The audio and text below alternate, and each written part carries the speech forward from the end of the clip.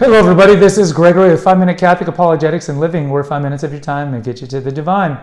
Today we're going to talk about a level 1 approach to apologetics when you are confronted by somebody who hates the faith and levies an accusation about the faith. Now before we begin, let's start with a prayer. Nomine Patris et Filii et Spiritui Sancti. Amen. Gloria Patri, Filio et Spiritui Sancto. Secutor in principio et nunc et semper, et saecula saeculorum. Now this episode actually might be short. So if you're in discourse with Protestants, either friends, extended people, you're doing street evangelization, or typically it's going to be family members who've left the faith, whether they be Protestants or whether they be atheists or whatever, you're going to get accusations about the church. And these accusations could be very myriad and very varied in a lot of ways. It could be the origins of the church. It can be that we cannibalize Jesus all the time. Of course, the tropes of we worship the Pope, we worship Mary, we're idolaters because we worship statues. Constantine founded our church. The fill-in-the-blank 10th Baptist Church on Main Street's the true church, or the Orthodox are the true church, or, there's so many things out there. When you get these accusations, remember, even if you don't know a lot about the faith, there's no other time in human history that you have so much at your disposal to access about our faith, to learn about your faith. So again, 1 Peter 3 talks about how we must make a defense of our faith and charity. Doesn't mean we're supposed to proselytize. We have a video here how proselytizing is actually quite immoral and shouldn't be done. But we are supposed to defend the faith and charity with a smile on our face. So if somebody attacks the faith, you have every right to defend it, but do it in kindness. But remember, the onus is not on you. If somebody accuses the Catholic Church, or you by extension, as for example, you're a cannibal, just tell them, okay, well, prove it. The onus is on them. Show me. Well, the Catholic Church in the 13th century, this Pope said this, or you had a female Pope. Show me. Show me, prove it. You have 2,000 years of the deposit of faith. You have history on your side. You have quite a lot of things on your side. So if it's like a court case, right? If there is an accusation in a court where justice is supposed to be blind, but we know the court of public opinion kind of supersedes that. But in a court, the burden is on them to prove guilt, not on the defense. So if they're going to say something, just listen in kindness and be like, really, can you provide evidence for this?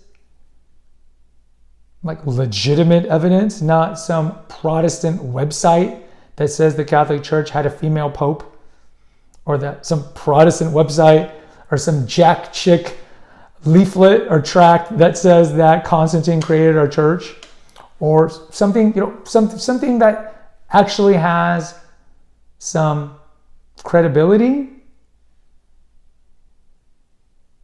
So go to a Catholic source. So show me a Catholic source that says that we worship statues. Show me a Catholic source, whether it be the Catechism or even a reputable Catholic website or even the Bible, whatever it is. Show me proof that the Catholic Church actually teaches this, if it's something that they say the Catholic Church does, like we worship Mary.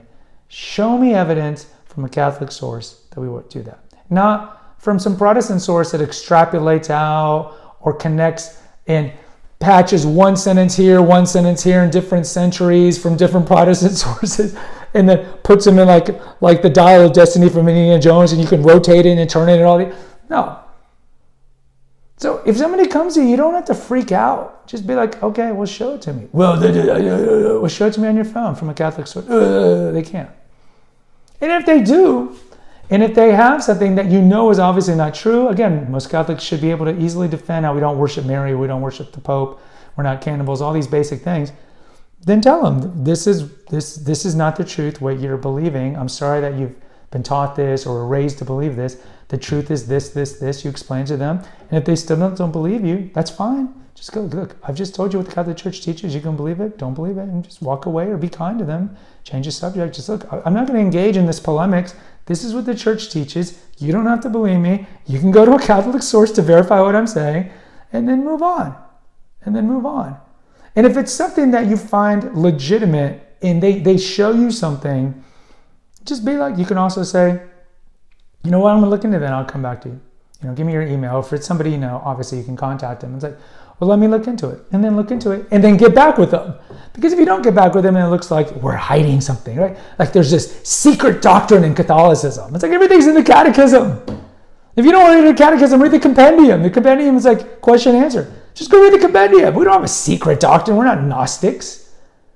Just say, I'll get back with you, and then we can continue this conversation. But in the meanwhile, go to Catholic Answers. Go to Catholic.com. Go to EWTN. Go to Call to Communion. Go to a zillion resources out there that will explain the Catholic faith. And whether they go to those sources is not on you. Your job is just to explain the faith with a smile, with charity in your heart, defend it. And honestly, remember, again, the burden's on them.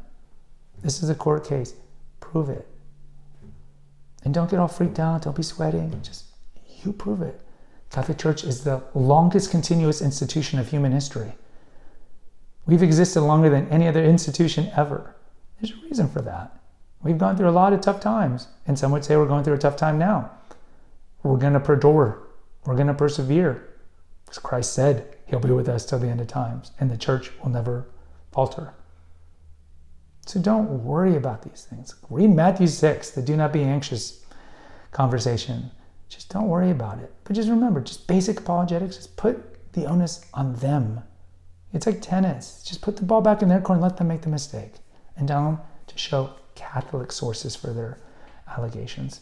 Guys, post in the comments. I'd love to hear from you. Until next time, take care, God bless, and pray.